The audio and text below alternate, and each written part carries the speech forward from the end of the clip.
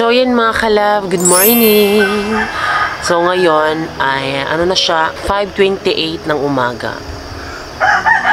So, di siya kasi mga kalab. Basta 5:28 siya mga kalab ng umaga. Ang ano lang ng tulog ko mga kalab, konti lang kasi nakatulog ako alas 2 siya kasi nag-edit kasi ako ng vlog, kaya ayun. So for today's vlog ay itong ano naman mga kalab ay agang-aga talaga ng pagmumukbang namin dahil yung aming imumukbang ay Filipino mukbang breakfast. Ayan. At ngayon mga kalab ay magluluto kami bago kami magtatrabaho doon sa bahay namin.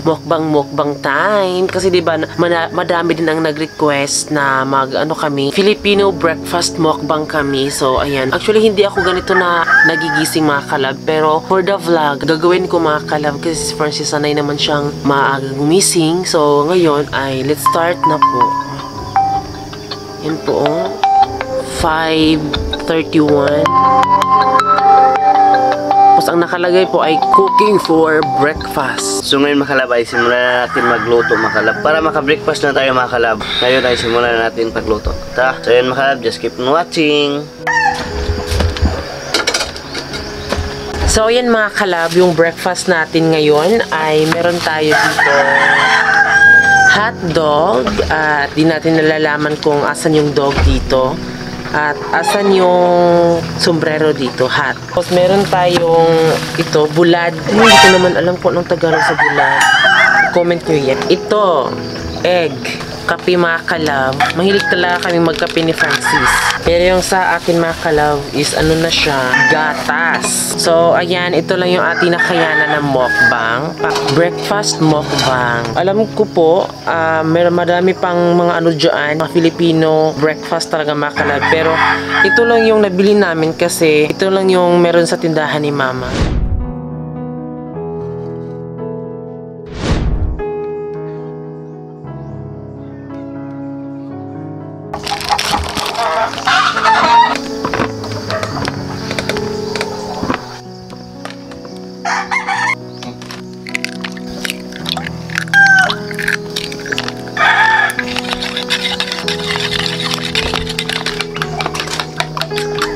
So ayan mga kalab, ako yung magluluto kasi 'di ba?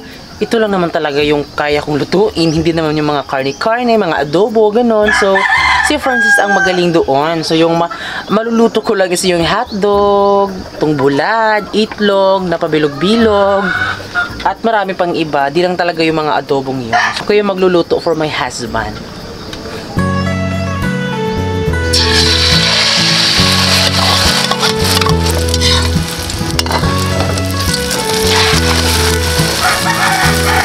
Diba? Perfect yung pagkaano niya. Kasi, minsan kasi mga kalab, hindi ko siya naano lahat. Parang naghiwa-hiwalay kasi siya mga kalab, hindi siya naging buo. Kaya buti nga lang, dito sa vlog na to is perfect yung pagkaano niya. Diba? Ito yung mahirap magluto. Yung iba is ano siya, niluluto yung itlog sa yung may yellow sa gitna. Pero hindi kami mahilig sa mga ganun. Gusto namin yung minix talaga. So ayan, luto na po yung ating itlog. Ayan, parang nawasak na naman siya mga kalab. Uy.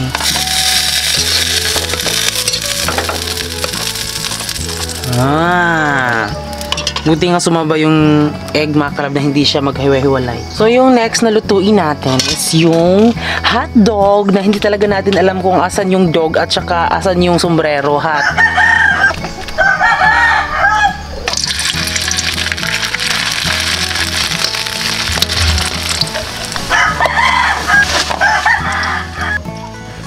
So, ito na po yung hotdog ko na pagkain. So, next, ang lulutuin natin is itong bulad kung sa Bisaya pa. I-comment nyo dyan kung anong Tagalog ng bulad.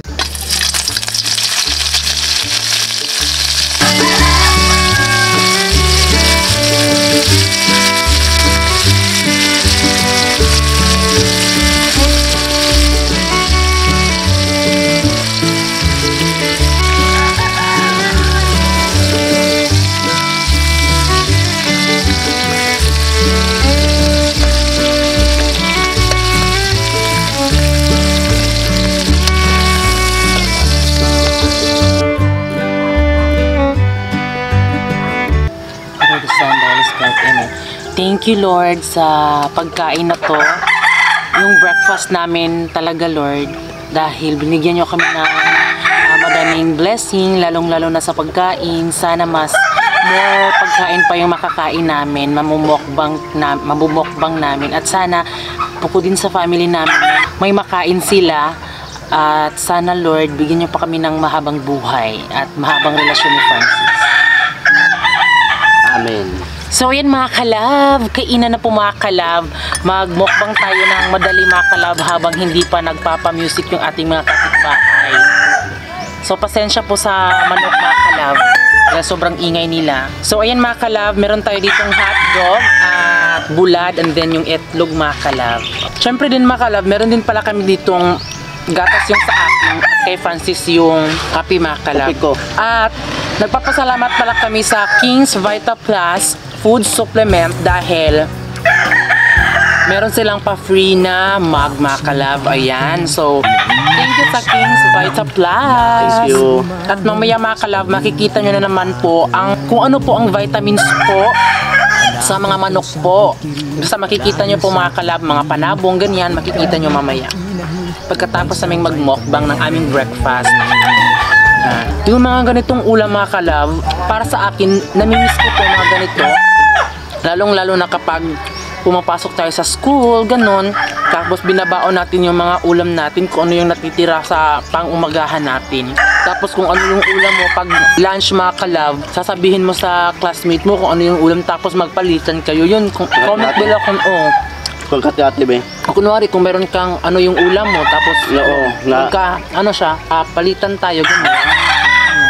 Kapareha lang noon sa tinatrabawan ko na palagi ako magsasahan ng nipa at kung ano yung ulam namin, kung anong ulam sa mga kaibigan ko, sure kami makalab hati-hati para mas maganda yung hati-hati para makita naman natin na ma-enjoy talaga magsama-sama kayo na magkasama kayo magtrabaho.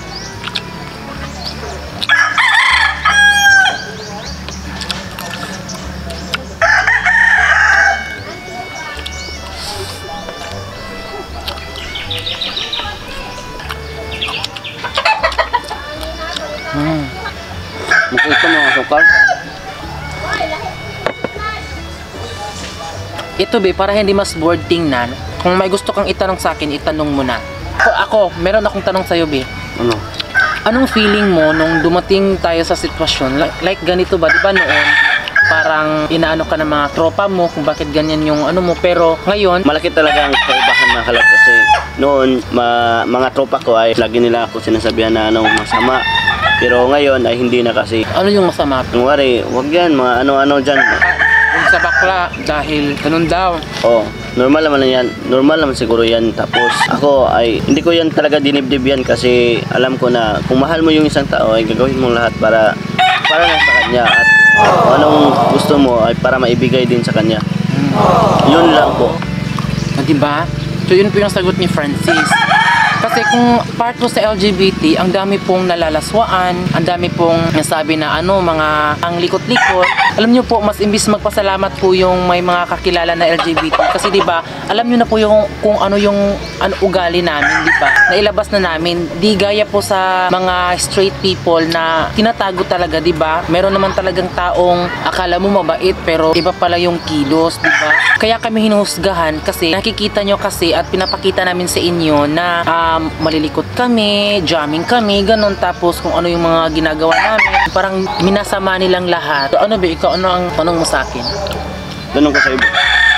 Gaano mo ako kamahal? Higit pa sa buhay ko. Ayan be, paulit-ulit na be, pabalik-balik na lang. Iba dapat yung itanong mo kasi alam na nila kung gaano kita kamahal. Dapat yung hindi mo pa natanong sa akin. Pero sa akin, wala naman ako na naisip na itanong sa'yo kasi lahat ng sinasabi mo sa akin ay na-feel ko naman yan. Hindi na Kaya yan. ako na lang magtatanong. Nagka-jowa ka na ba dati? Hindi. Ito. Sabi din kasi ni Ate Jerilyn Makalab, yung ate ni Francis, parang puppy love lang daw Makalab noon. Kaya masasabi niya talaga na wala siyang jowa kasi puppy love lang noon. Focus kasi siya sa trabaho mga kalab, kaya ganun kasi pag si Francis. So ibig sabihin, first time mo ko maging jowa. Oo. Siguro Bino, kapag nakajowa ka ng babae, parang hindi mo ko ginuwa, Bi. Kasi di ba hindi ka naka-experience magkajowa sa babae, hindi mo kasi nafe-feel kung ano yung gaano din magmahal yung isang babae sa'yo. Pero sabihan mo lang ako kung may balak. Sus, grabe din. Grabe po. Kunwari kung meron lang ba? Wala.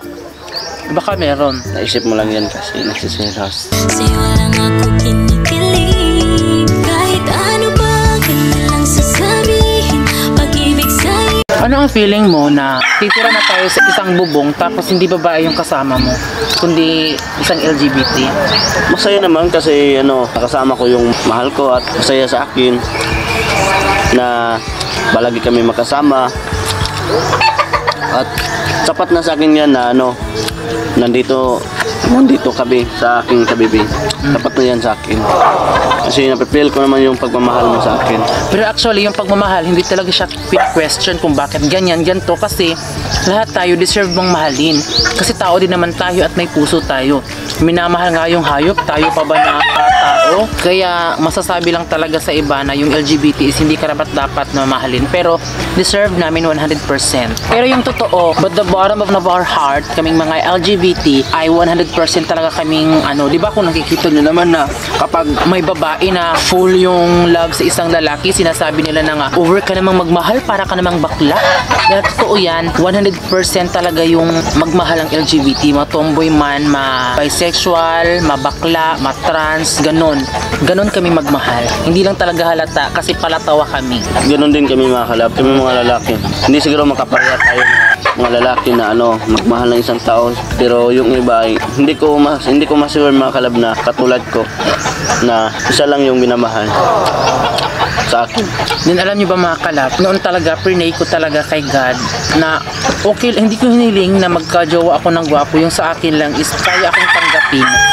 At alam niyo ba mga kalab, noon nagpipils talaga ako para maging hubog babae yung aking katawan, para magustuhan ako ng isang lalaki. At nagpapasalamat ako kay God kasi binigay si Francis sa akin at siya pa yung taong mismo na pinastop talaga akong magpils. At 3 years din ako nagpipils mga kalab, kaya yung mga anek-anek talaga kung ano yung mararamdaman sa mga bakla na nagpipils, lahat doon. Na-experience ko din na parang may lindol, tapos nahihilo ako, nasusuka. May pinsan kasi siya na namatay dahil sa pagpipils, Bino.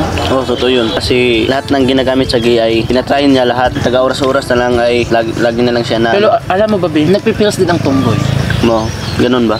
Pipils sila para may bigote sila sa kilikili, sa binti, dito, tapos para maging boses lalaki ang kanilang boses. Yun ako nakarinig niyan na magpipils pala yung tubo. Sabi, kunwari lang ha, if maghihiwalay tayo, sino na yung jujuwain mo? Babae ba or bakla pa din? Hindi ko alam. Huh? Kung wari naman. Ay, sa joke, hanapin ko pa rin. Sarap ng ulam. Ito be, in 3 years be, nagkasama tayo. Ano yung mas natutunan mo sa naging nagkajowa ka ng ganito, ganyan? Ano yung natutunan? Ang natutunan ko talaga makalab ay hindi ko malimutan yung lagi na lang kayo magtrabaho para makakain ng maayos. At yung natutunan ko din sa pagmamahalan makalab, yung hindi yan mawala yung mag-aaway, pero magbabatiran din. Lahat na na-experience ko na yan lahat kasi di ba na-experience natin lahat ng mga pagsubok sa aming buhay. Pero ano talaga yung pinakamay na mo natutunan? Natutunan ko makalab ay kapag may mahal ka ay maging loyal ka talaga. Yun lang po ang natutunan ko. Hindi ka na humanap ng iba, ibigin mo tunay. Humanap ka ng pangit at ibigin mong tunay. O di ba, naghanap pa ng pangit, kaya ayun, nagkaroon ka ng pag-ibig na tunay. Pero ito nga, diba, nagulat ako mga kalab kasi gusto ko, kung ano yung nafe-feel ko kay Francis, gusto ko mangyari din sa lahat ng babae. Sobrang ang sarap talaga kapag minahal ka ng lalaki, yung may talaga paninindigan sa pagiging lalaki, yung naghahanap ng trabaho or kahit basta makadiskarte ka lang, magkaroon lang ng pera at para magkaroon ng kain sa pang-araw-araw. Yun ba yung responsibilidad niya bilang isang lalaki na para pagsilbihan ng isang babae? Kasi diba sa panahon ngayon, doon kasi yung lalaki kasi yung naghahanap ng trabaho para sa babae. So Pero ngayon, both na sila. May minsan din, hindi nagtatrabaho yung lalaki, minsan din yung babae. Pero yun nga, hindi din naman natin mapipigilan, diba? Kasi sa ngayon kasi, parang inaano lang talaga ng mga babae, kaya kung ano yung kaya ng lalaki ay kaya din ng babae. Yun yung wish ko, gusto ko na sana yung ibang mga babae makaranas din sa ganito ko mga kalab. Kasi babae talaga mga kalab yung pagtrato ni Francis sa akin. Dahil yung sahod niya noon, like sa pagsasasabi, binigay niya talaga sa akin noon, tapos hindi na ako pinapatrabaho ng mga mabibigat, hindi niya ako pinabayaan na magutom, ganon. Alam niyo yun ganon. mga kalab. So, gusto ko yung gano'n na kung may mahiling ako, sana ko lahat ng babae at syempre doon din sa kapatid ko na si Yunilin, gusto ko na kung darating man ang panahon na yun, gusto ko na makakita siya ng lalaking para sa kanya. Kasi di ba malas mo sa lalaki, Yunilin, magtomboy ka na lang kaya. Kaya yun po yung wish ko sa lahat ng mga kababaihan. Kasi hindi nila deserve saktan. Deserve nilang mahalin. Kasi di ba ang pagiging babae, sobrang hirap talaga. Hindi man ako tunay na babae, pero feel ko talaga kasi meron akong kapatid na babae. At sa akin din mga kalab, nafe-feel ko din kung paano masaktan ng isang babae. Sobrang hinang-hina ng babae kapag nasaktan sila pagdating sa love. Meron din namang lalaki, pero more sa babae talaga yung mas napakahirap tanggapin kapag nagkahiwalay, ganun. Ano ang advice mo sa mga lalaki, B? Ang masasabi ko lang sa mga kalalakihan dyan, kung magmahal kayo ay loyal lang talaga kayo para yung relasyon nyo ay mahaba pa talaga yung marating nyo. Dapat talaga kapag may jowa kayo, pareho kayo may ginagawa. Kunwari ako may ginagawa. Tapos yung gusto kayo maghanap ng jowa nyo ay kanang maahon ka sa hirap mga kalab. Para patas kayo mga kalab ba. Hindi naman parang ganito, ikaw may jowa ka tapos ikaw na lang lagi naghahanap ng pagkain, tapos yung jowa mo ay nagsasama-sama lang sa mga barkada niya. Dapat pantay-pantay talaga. Dapat pantay-pantay para walang unfair. At ano din siya mga kalab, swerte kami sa family namin kasi full support talaga sila at kaya naman kami hindi hinusgahan. I know na hinusgahan talaga kami ng family namin, diba? Kasi paano kami magkakaroon ng pamilya, pero nasa 1% lang talaga mga kalab kung hinusgahan kami ng family namin, pero tanggap namin yon. Kaya ginagawa nila yun kasi sila din kasi yung masasaktan. Ayaw nilang masaktan yung kanilang anak dahil hindi nila kaya kasi diba anak. Kaya yun po, kaya yung sa amin talaga mga kalab, nagka-jowa kami ni Francis noon. Hindi kami talaga umaasa talaga nung wala na talagang makain, nung everyday talaga nanghihingi ng bigas, ganun. Hindi kami ganun. Parang inaano namin mga kalab, pinush namin na ito hindi natin kailangan umasa sa family natin kasi mahirap din kasi yung family namin. Nung una pa mga kalab ay nung una pa talaga kami nakaduwa sa aking baby mga kalab. Yung ginagawa naman niya sa bahay namin, palagi ko na siya dinadala sa aming bahay nila mama mga kalab. At yung ginagawa niya ay nag-effort talaga siya mga kalab kasi siya po yung naglalaba, naglilinis sa bahay nila mama. Tapos kapag natuyo na yung linabahan niya, tinutupi naman niya. Tapos kung meron siya na medyo maamoy na hindi mabango, at lalabahan na po niya ulit. Ganyan po siya talaga mga kalab. Ganun ako noon mga kalab. Sa ngayon lang, hindi na ako siya doon nakatatrabaho. Huwag kang mag-anubi kasi diba? Nilantokan ko. Sorry. Meron kayang rason kung bakit hindi na ako masyado nakapaglinis. Kasi diba, tutok ako sa pag-vlog. Kasi ako lang kasi yung nag-ano. Totoo nga, Bi. Noon mga kalab, si Francis nagkatrabaho, ako yung nag-aasikaso. Pero ngayon, ako na yung parehas kami nagkatrabaho. Tapos si Francis naman po yung nag-ano ng mga pagkain, kung gawain bahay, pang lalaki at pang babae mga kalab. At ako po yung nag-i-edit mga kalab. Kaya sobrang ang hirap talaga maging vlogger. Hindi basta-basta. Kailangan talaga na focus ka sa ganyang trabaho. Kaya nagpapasalamat ako kasi nakatagpo ako ng lalaki na super bait. Super bait? Bait mga kalab. Bakit bait? Para sa akin yung bait kasi is nandun na lahat. Wow. Sana all. O sana all na tanib. Parang telenovela ang istorya natin mula. Pero ayan mga kalab, dahil tapos na kaming mag-mukbang, ngayon ay papakainin na namin yung aming manok ni Francis. Kasi tapos naman kasi kinakain namin yung baboy at saka yung aso. So ngayon, yung manok naman ni Francis para makita nyo po kung ano yung vitamins nila. So ayan, pakainin na natin ang ating manok. So ngayon mga kalab ay nandito tayo sa mga manukan ko mga kalab. At siyempre ipapakita ko sa inyo mga kalab kung ano yung ginagamit ko na vitamin sa mga alaga ko. At nakita nyo na ito yung alaga ko. Napaka-skill talaga yung katawan, be. Ayan po. Ilang months yan, be? Ito ay 10 months po. Bata pa yan. At iyan po ay 11 months. Ayan, 11 months pa yan. Ayan. Nandun pa mga kalab yung iba. Nandun, 11 months, 10 months. Meron tayong Intenso Premium mga kalab. Ito naman yung pang ready to fight sa manok nyo. Kung mahilig kayo sa sabong, ito yung gagamitin nyo mga kalab kasi napakapaspas talaga, parang ganito.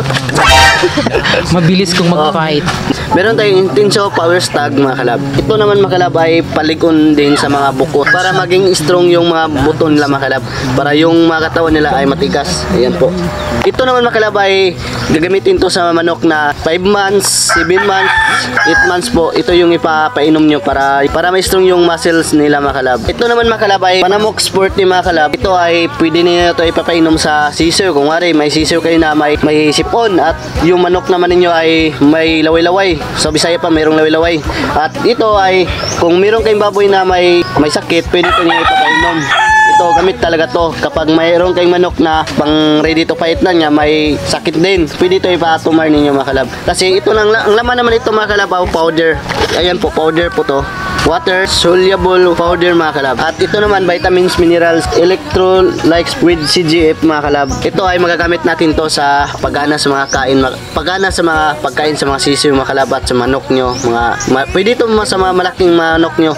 8 months, 7 months, pwede to. Ayan sa sisiw.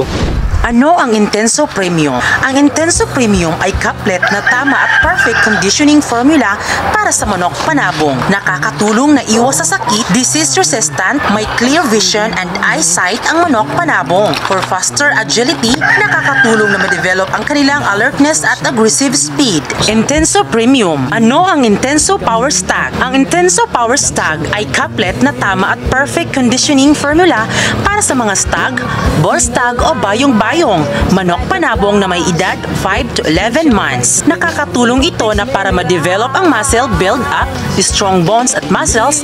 Nakakatulong na ma-develop ang perfect structure ng stag para maging fighting cock form. Intenso Power Stag.